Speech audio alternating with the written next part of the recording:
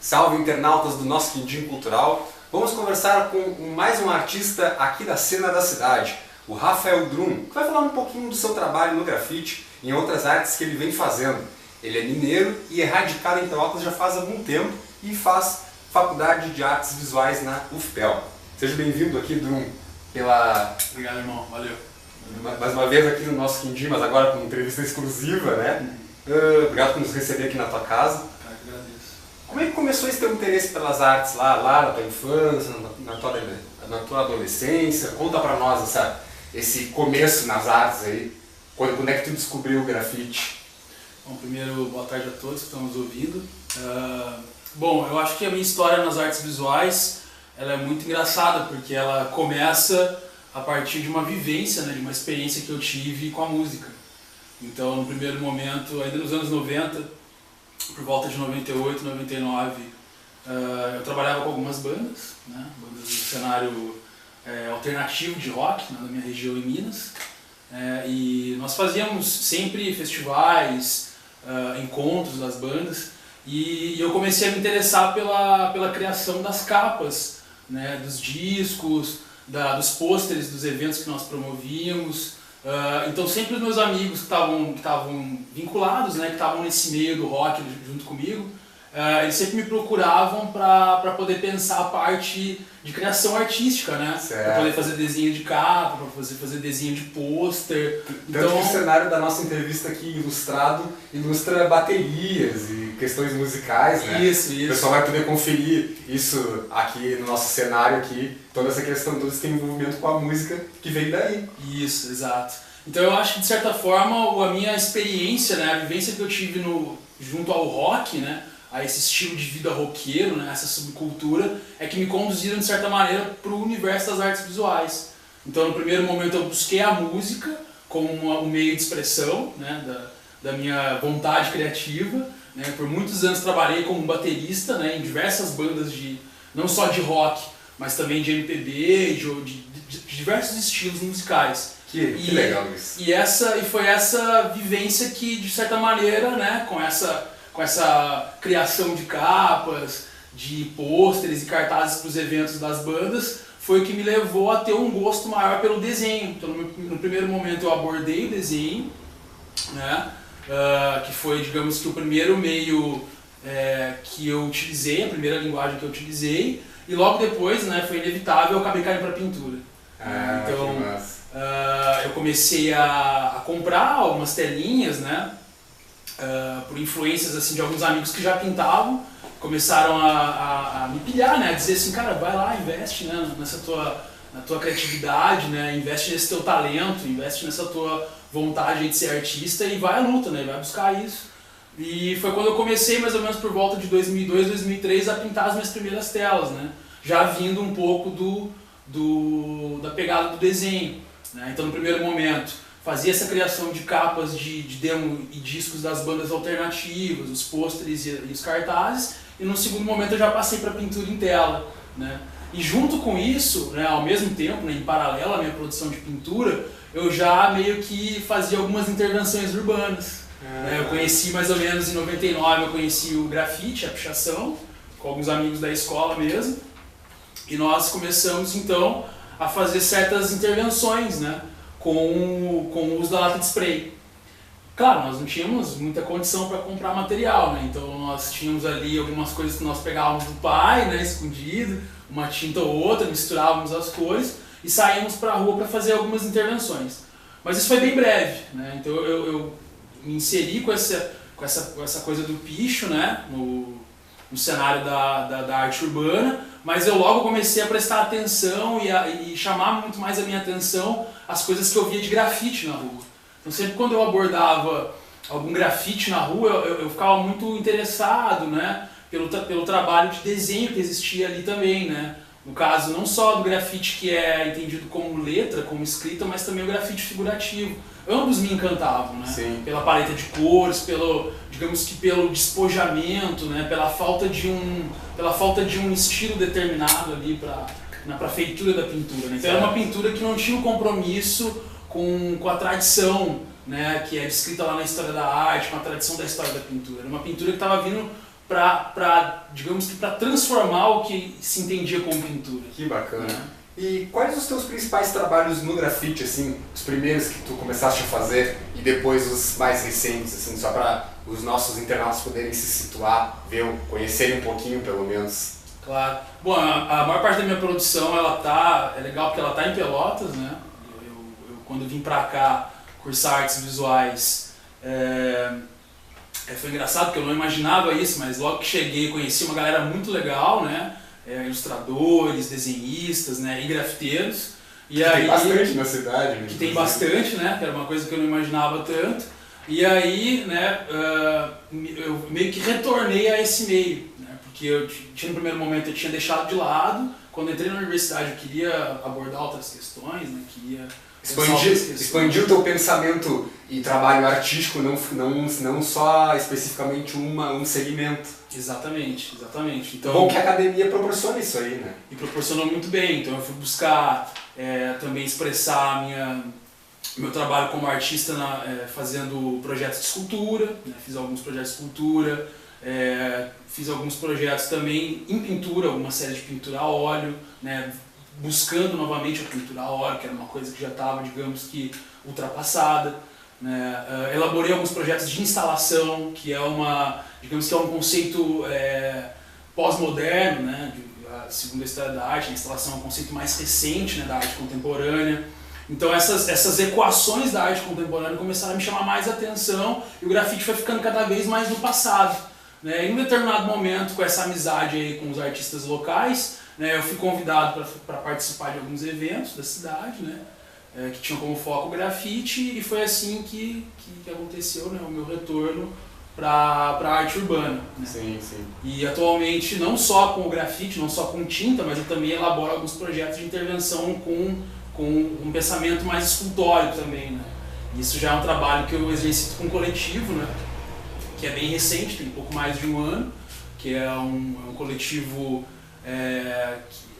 onde existem outros membros, né? Hoje nós somos um total de 6 artistas de diferentes áreas, tem gente do cinema, tem gente do design, tem gente das artes visuais, e nós procuramos executar algumas intervenções urbanas, sempre buscando situações escultóricas e utilizando os materiais que a gente encontra disponíveis no meio da rua. Né? E junto das intervenções nós sempre somos acompanhados pela galera do vídeo, que vai fazendo um registro de foto e vídeo para dar um escopo maior, né, para o trabalho. Fazer essa espécie de documentação audiovisual daqueles trabalhos, até porque muita coisa hoje em dia precisa ser documentada através de áudios, e hoje com a tecnologia tudo é possível também, né? Sim. Não só para servir como um documento, mas também para ser parte do processo de construção do pensamento do trabalho. Sim, então, também.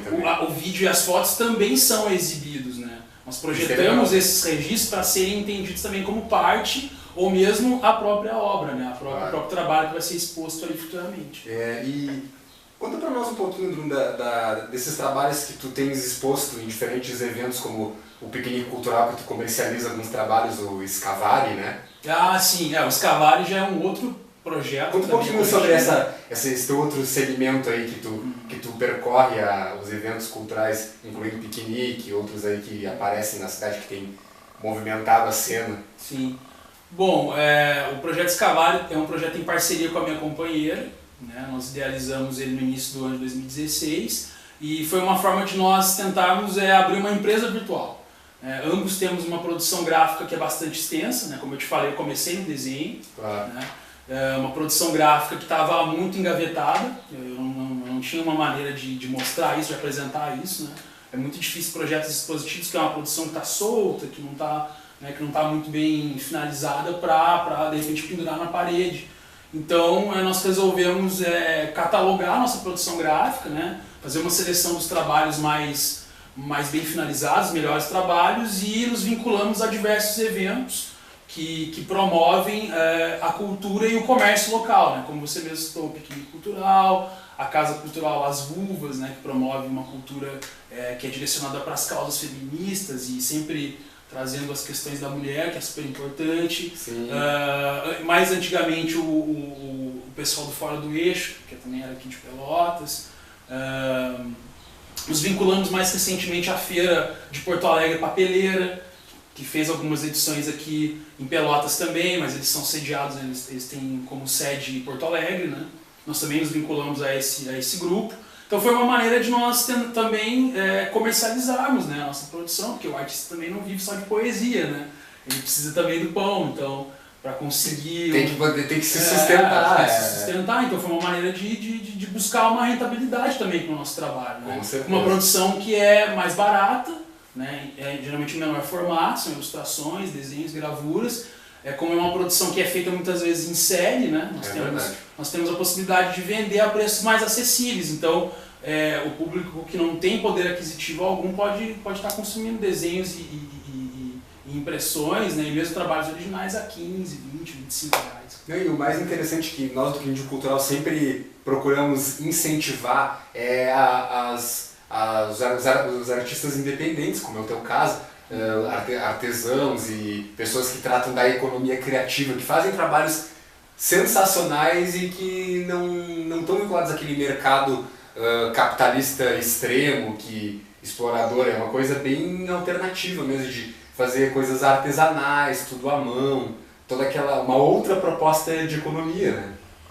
Eu acho que isso é a tarefa mais importante desses grupos, desses coletivos que estão se unindo aí para promover a cultura e a economia solidária, é esse pensamento de não mais de um vínculo de dependência com a economia que é ditada pelo governo, né? Pelo sistema capitalista. Exatamente. Né? Onde nós nos desvinculamos, né, de certa maneira, com esses eventos, nos desvinculamos do sistema capitalista que já está mais consolidado, com seus preços, valores, tabelas.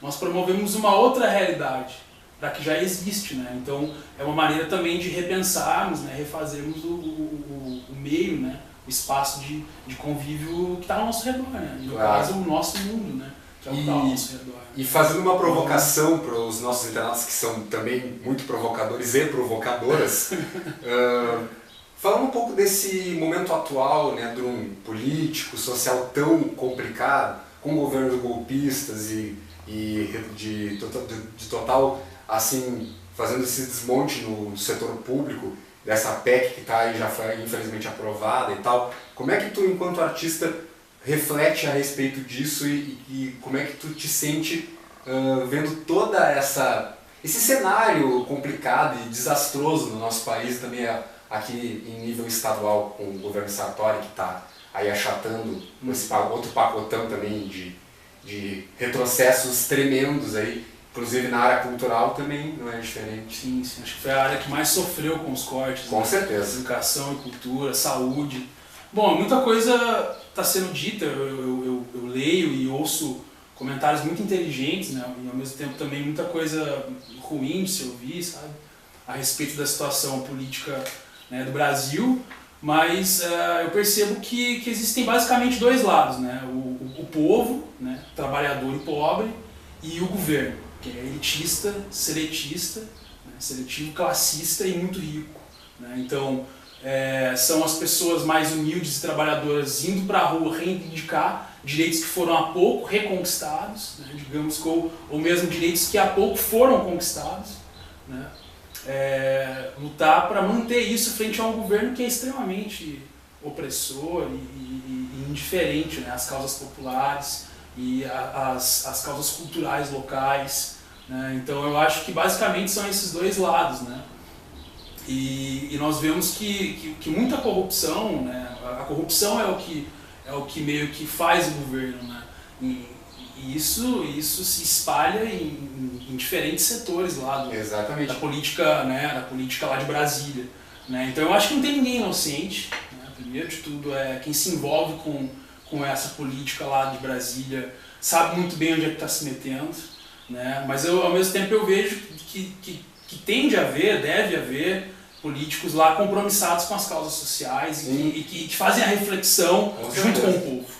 Junto com os mais humildes. E, no entanto, ficam muito em menor valia, porque como eles são minoria no sentido de representação, a maioria acaba sendo os conservadores, a chamada bancada da bala, do boi e da Bíblia, como diz o grande Jean Willis, que é um desses representantes da esquerda. Sim.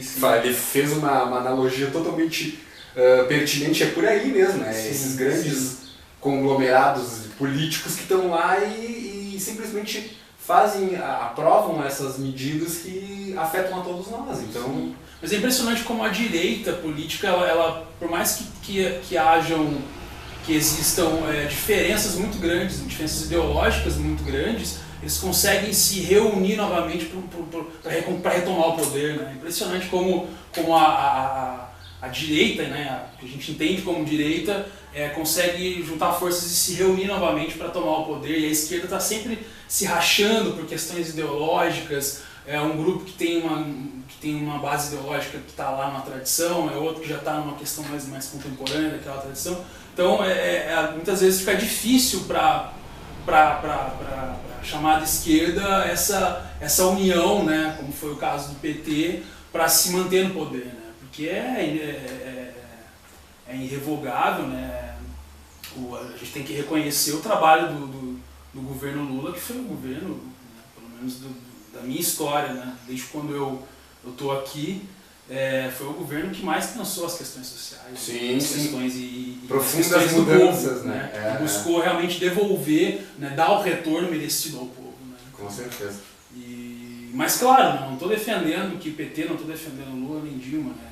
Eu não sou advogado para defendê-los, mas é visível, né? E essa visibilidade toda que a gente tem agora está mostrando isso cada vez mais. Até a gente sempre comenta, até lá no nosso quadro do Quindim na Rádio Com, junto com o nosso pessoal, nossos colegas da mídia alternativa da Rádio Comunitária, a Rádio Com, que esse multiculturalismo que a gente tem, tu que vens de fora e outros tantos colegas teus, nosso amigo aqui, o teu colega, né? Pessoas que vêm de fora, esse multiculturalismo através do Enem, do SISU, de todos esses mecanismos de incentivo ao acesso para a universidade, contribuíram demais para o multiculturalismo das cidades do interior. E Pelotas não é diferente, né? Sim, com certeza. E foi dentro desse mesmo governo que eu citei onde ocorreu o acesso, né? Sim. Às universidades públicas, porque políticas culturais, para a cultura e tal. Também os incentivos, né, de fomento à cultura e educação. Porque eu me lembro quando eu comecei a prestar vestibular, lá nos idos de 2001, 2002,